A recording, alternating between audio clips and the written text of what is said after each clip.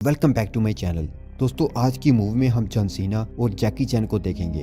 तो मुझे अब बताने की बिल्कुल भी ज़रूरत नहीं है कि ये एक्शन एडवेंचर फिल्म है। इस कहानी में हम देखेंगे कि ये लोग इराक के एक ऐसे इलाके में हैं जिससे बचकर निकलने के लिए उन्हें मौत की वादी से गुजरना होगा, जिसे हाईवे ऑफ डेथ कहा जाता है। जिससे बचकर निकलना बहुत ही मुश्किल है, लेकिन ये दोनों एक्शन हीरोज ये चैलेंज एक्सेप्ट करते हैं और फिर ऐसा एक्शन देखने को मिलता है जैसा कि हम इन दोनों से एक्सपेक्ट कर रहे होते हैं। तो मूवी की स्टोरी शुरू करने से पहले अगर आपको मेरी वीडियोस पसंद आ रही हैं तो जल्दी से लाइक और कमेंट करके ज़रूर बताएं और सब्सक्राइब वाला बटन भी दबा दें। फिल्म शुरू होती है तो हम देखते हैं इराक में एक ऑयल रिफाइनरी जिसे एक चाइनीज़ कंपनी ओन करती है, उस पर ओमन पेडोक अटैक करता है। तो यहाँ ड्रैगन लू फेंग अपनी प्राइवेट सिक्योरिटी टीम की मदद से बिल्डिंग को खाली कर रहा होता है। टीम को लीड करने वाला ये इंसान ड्रैगन लू फेंग वो एक आधी कटी हुई तस्वीर को देख रहा होता है जो कि उसकी फैमिली की है, जिससे मिले उसे कई साल हो चुके हैं। जब वो प्लांट पर पहुंचते हैं तो देखते हैं कि हमलावरों ने इस जगह को बहुत ज्यादा नुकसान पहुंचाया हुआ है। वो लोग कंपनी के हेड मिस्टर शेंग से मिलते हैं जो फौरन उन्हें वहां से निकलने का मंसूबा बताने लगते हैं। उनके पास हाईवे ऑफ डेथ के अलावा जाने का कोई भी रास्ता नहीं था।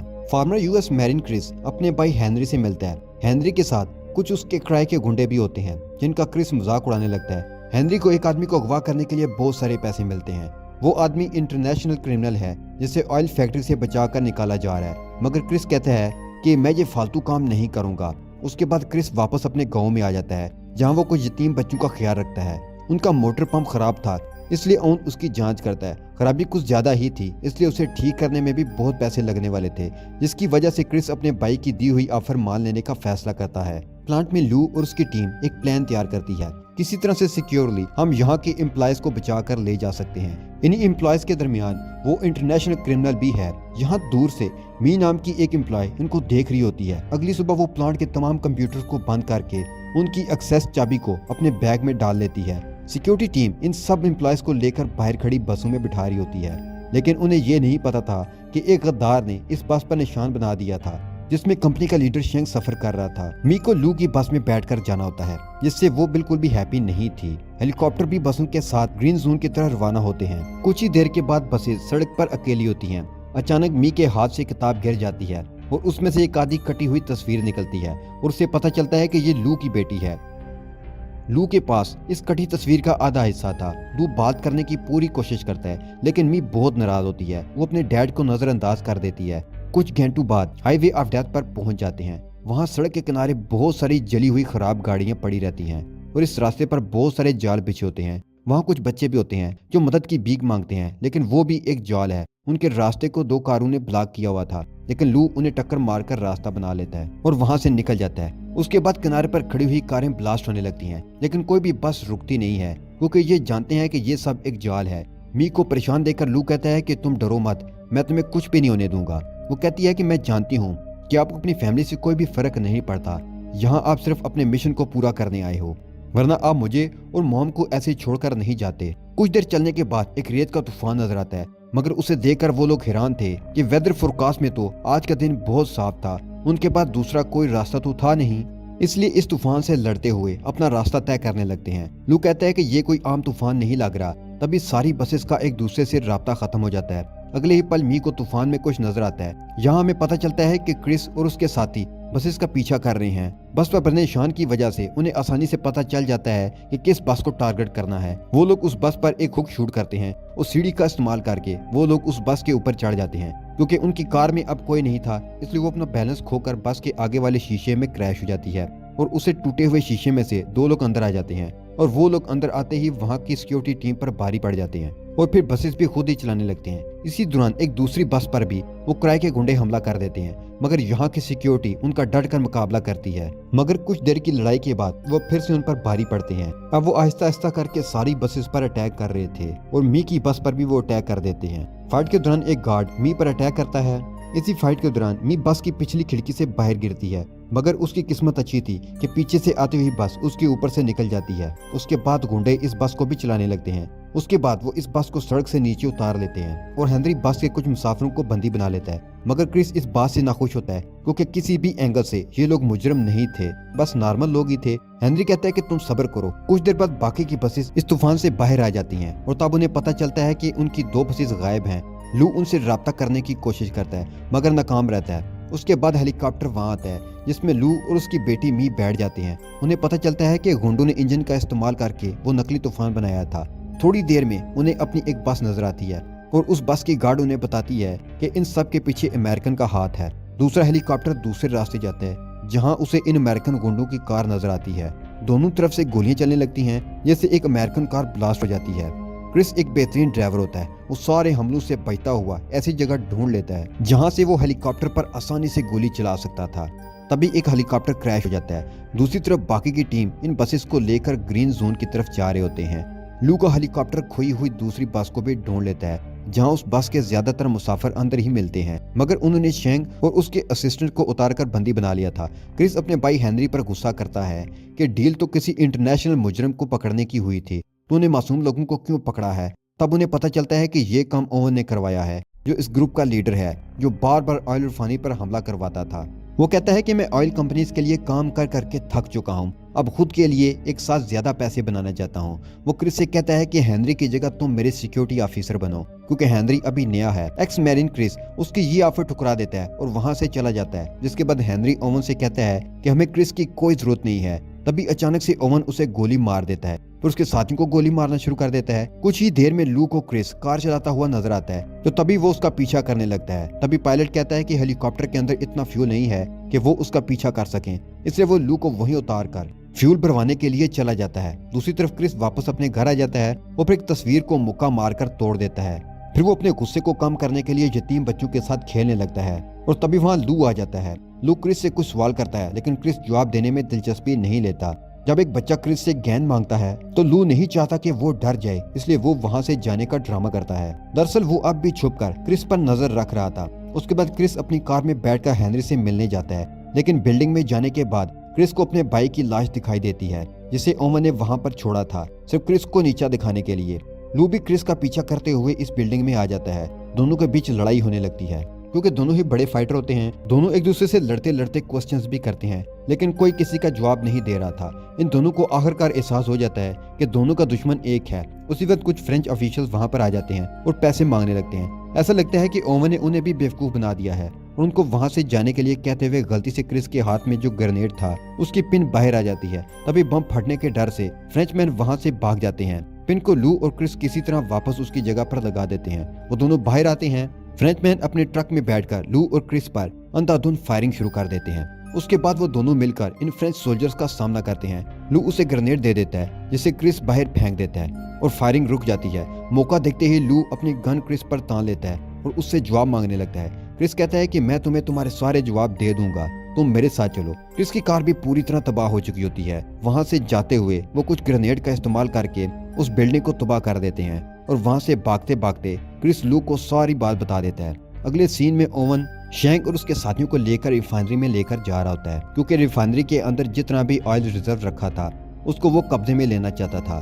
शेंग उसकी मदद करने से साफ इनकार कर देता है, लेकिन तभी ओवन उसके एक साथी को गोली मार देता है और फिर वो जिस बंदे को गोली मारने वाला था वो शेंग का बेटा है, इसलिए शेंग ओवन की बात मान जाता है। शेंग कहता है कि इन कंप्यूटर्स की एक्सेस की एक बैग में डाली गई थी और वो बैग मेरे पास नहीं है। शेंग का बेटा कहता है कि आप बैग में रखे फोन को ट्रैक कर सकते हो, जिससे आपको बैग मिल जाएगा। दूसरी तरफ क्रिस के गांव में लू और क्रिस यतीम बच्चों का हाल देखने के लिए आते हैं। अगले सीन में मी के पास जो बैग था उसमें रखे फोन पर कॉल आती है। जैसे ही वो कॉल उठाती है, कॉल काट दी जाती है। लू अपनी टीम को कॉल करके कंफर्म करता है कि सभी सिक्योरली ग्रीन जोन में पहुंच चुके हैं कि नहीं। उसके बाद वो देखता है कि क्रिस बच्चों के साथ बिल्कुल बच्चा बनकर रहता है। फिर बच्चों का दिल बहलाने के लिए वो भी क्रिस का साथ देने लगता है। फिर वो दोनों खाना खाने चले जाते हैं, जहाँ क्रिस बताता है कि मुझे मी की बुक मिली थी। लू पूछता है कि तुम जानते हो मी कौन है? क्रिस बोलता है नहीं, मैं नहीं जानता। लू कहता है कि मी मेरी बेटी है, हालांकि आजकल हमारे रिलेशन में कुछ अनबन है क्योंकि वो पुरानी बात को लेकर मुझसे नाराज है। क्रिस कहता है कि मुझे आज भी मेरे डैड की याद आती है, वो अपने मुल्क के लिए लड़ते हुए जंग में शहीद हो गए थे। लू कहता है कि मुल्क की हिफाजत यानी अपने खानदान की हिफाजत, डैड तुम्हारी हिफाजत करते हुए शहीद हुए थे। इन दोनों को इस बात को मी ने सुन लिया था और उसकी अपने डैड को लेकर नाराजगी खत्म हो चुकी थी। अगले दिन गांव में बाहर के कुछ लोग आते हैं। मी बच्चों को लेकर महफूज जगह पर जाने लगती है। लू और क्रिस इन गुंडों की तरफ जाने लगते हैं। ये ओवन ने भेजे थे। क्रिस एक बंदे पर दीवार तोड़कर हमला करता है। दूसरी तरफ लू छत पर एक स्नाइपर को मार देता है, मगर दूसरा शूटर लू को सरेंडर करने के लिए कहता है। उसी वक्त वहां पर क्रिस आ जाता है, जिससे वो छत गिर जाती है और वो दोनों मौका देकर छुप जाते हैं। दूसरे बंदे के आने का इंतजार करने लगते हैं। उसके आते ही लू इशारा करता है और क्रिस उस पर अटैक करके उसे भी मार देता है, मगर क्रिस लू के दूसरे सिग्नल को नहीं समझ पाता, जिसकी वजह से गुंडे क्रिस को शूट करने वाले होते हैं कि लू आ जाता है और क्रिस की मदद करता है। उसके हाथों गुंडों को मरवा देता है। क्रिस अब छत से निगरानी करता है और लू जमीन पर रहकर उसे जो भी दिखता है उसे मारने लगता है। ये दोनों इन सब पर भारी पड़ रहे थे, लेकिन दुश्मनों को क्रिस के लोकेशन पता चल जाती है और वो उस पर रॉकेट लॉन्चर से अटैक करते हैं, जिसकी वजह से क्रिस छत से गिर जाता है, लेकिन लकीली वो टूटे हुए टावर को अपने ऊपर गिरने से पहले ही दूर हो जाता है।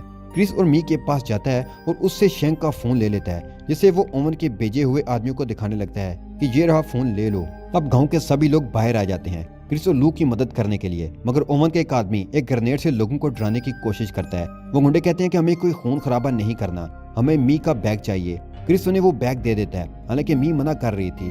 बैग को लेकर ओवन के आदमी वहां से चले जाते हैं। अगली सुबह मी बताती है कि वो लोग बैग क्यों चाहते थे। शुरू में क्रिस को कोई फर्क नहीं पड़ता था कि अगर कोई पागल कंपनी ऑयल रिफाइनरी पर कब्जा करना चाहता है तो मुझे कोई फर्क नहीं पड़ता, लेकिन मी कहते हैं कि ये कोई छोटा मोटा ऑयल रिफाइनरी नहीं है। अगर इस ऑयल रिफाइनरी की चोरी हो गई तो ये दुनिया की सबसे बड़ी चोरी होगी और इससे सिर्फ कंपनी का नुकसान नहीं होगा बल्कि पूरे मुल्क का नुकसान होगा। ये सुनकर क्रिस मदद के लिए रेडी हो जाता है, जिसके बाद वो उन्हें अपना ट्रक दे देता है। लू मी को वहां आने से मना कर देता है। वो कहता है कि वहां जाना बहुत मुसीबतों से भरा है। मी उन्हें वार्न करती है कि रिफाइनरी में भूलकर भी गन का यूज मत करना, वरना वहां बहुत बड़ा धमाका हो सकता है। जब वो चले जाते हैं तो वो देखती है कि वहां एक और कार खड़ी होती है। बैग रिफाइनरी तक पहुंच जाता है और ओवन उसे शेंक को दे देता है। शेंक फौरन कंप्यूटर ऑन कर देता है। तभी ऑयल पाइप के जरिए बंदरगाह में खड़े एक जहाज में जाने लगता है। क्रिस और लू जब वहां जाते हैं तो गार्ड उन पर फायरिंग करना शुरू कर देते हैं और रॉकेट लॉन्चर से भी अटैक करते हैं। क्रिस माहिर ड्राइवर होता है। वो हमलों से बचता हुआ तमाम बैरियर्स को तोड़ता हुआ रिफाइनरी में इंटर हो जाता है, मगर खुद को सामने वाले ट्रक से बचाते हुए वो पास में खड़े स्टैंड को टक्कर मार देता है, जिससे वहां धूल का बादल सा फैल जाता है और सबको पता चल जाता है कि क्रिस और लू आ चुके हैं। ओवन कंप्यूटर से चाबी निकाल लेता है ताकि कोई कंप्यूटर को बंद करके तेल की सप्लाई को ना रोक सके और अपने कुछ पर्सनल गार्ड्स के साथ वो वहां से निकल जाता है। दूसरी तरफ लू और क्रिस बड़ी बहादुरी से गार्ड्स का सामना कर रहे होते हैं। वहां मौजूद कोई भी गार्ड इन दोनों जितना काबिल नहीं होता और मजबूरन वो गन का यूज भी नहीं कर सकते थे, इसलिए गार्ड्स को ऐसे ही लड़ाई करनी पड़ती है, जिससे ये दोनों उन पर बहुत भारी पड़ते हैं।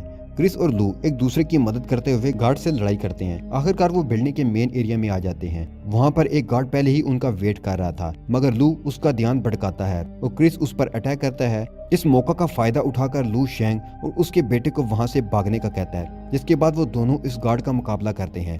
क्रिस बात करके गार्ड का ध्यान भटकाता है और लू उस पर अटैक करता है। लू कहता है कि मैं इस गार्ड को संभाल लूंगा और क्रिस कहता है कि ओवन को मैं देख लूंगा, मगर ओवन कार में बैठकर वहां से चला जाता है। तभी मी वहां पर आ जाती है, जो क्रिस को अपने साथ बिठाकर ओवन का पीछा करने लगती है। रिफाइनरी में लू गार्ड के साथ फाइट कर रहा था। शेंग उसे दूर से देखता है। लू से कहता है कि यहाँ से निकल जाओ। उसी वक्त एक गार्ड शेंग के पीछे भागने लगता है। तभी लू आग बुझाने वाली फोम गन का इस्तेमाल करता है और उस गार्ड को शेंग का पीछा करने से रोक देता है, लेकिन बदकिस्मती से वो गन भी टूट जाती है, जिसकी वजह से लू को ही चोट लगती है। वो नीचे गिर जाता है और उसके बाद पूरे एरिया में फोम गिरने लगती है। लू एक तार को अपने बेल्ट में अटैच करता है ताकि वो नीचे गिरकर इस फोम में डूब ना जाए। वो गार्ड अभी भी उस पिलर पर चढ़कर भागने की कोशिश कर रहा था, मगर वो गार्ड ज्यादा देर तक लू का सामना नहीं कर पाता। दूसरी तरफ रोड पर ओवन और क्रिस के दरमियान फायरिंग हो रही थी। ओवन की गन की गोलियां खत्म हो जाती हैं, इसलिए वो अपनी कार को सड़क से नीचे उतार लेता है, क्योंकि उसको लगा था कि क्रिस की पुराने जमाने की कार उसका पीछा नहीं कर पाएगी। उनके सामने एक रेत का टीला आता है। ओवन की कार उसे आसानी से कवर कर लेती है, मगर मी की कार क्रैश हो जाती है। मी और क्रिस को समझ नहीं आता कि अब वो क्या करें, मगर तभी वहां लू आ जाता है उस जेट वाले ट्रक को लेकर। क्रिस कहता है कि ये ट्रक तो बहुत आहिस्ता चलता है, हमें इसकी स्पीड बढ़ानी होगी, इसलिए हमें इसमें लगे जेट इंजन को ऑन कर देना चाहिए। और एक बटन को दबाते ही वो जेट ऑन हो जाता है। ट्रक की रफ्तार बहुत तेजी से बढ़ने लगती है। उसकी स्पीड की वजह से एक ऑयल ले जाते हुए ट्रक से हो जाती है, जिसकी वजह से वहां मौजूद सारे ट्रक फट जाते हैं और आगे चल रही ओवन की कार भी क्रैश हो जाती है।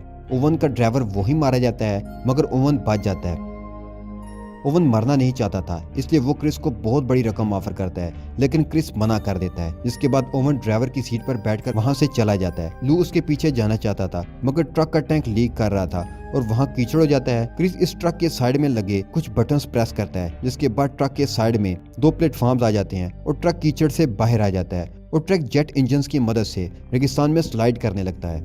उसके बाद वो लोग ओवन की कार को टक्कर मारकर घसीटते हुए एक खाई की तरफ ले जाने लगते हैं, लू कहता है कि इस तरह से हम सभी खाई में गिर जाएंगे, मगर क्रिस को कुछ सुनाई नहीं देता। उसके बाद लू खुद को और मी को एक रस्सी से बांध लेता है और ट्रक के खाई में गिरने से पहले वो दोनों ट्रक से कूद जाते हैं। ट्रक के साथ क्रिस भी नीचे गिर जाता है। तब वो देखते हैं कि उनकी रस्सी ओवन की कार में उलझी हुई है।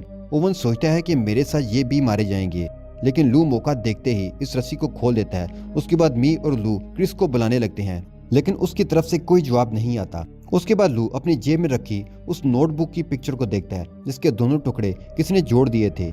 मी लू के गले लगती है तो तभी नीचे से क्रिस लू का पांव पकड़ लेता है। वो दोनों उसे देखकर बहुत खुश होते हैं। यहाँ लू को पता चलता है कि क्रिस और मी एक दूसरे को पसंद करते हैं। लू इस बात से थोड़ा नाखुश होता है। इन तीनों को पता था कि वो यहाँ फंस चुके हैं।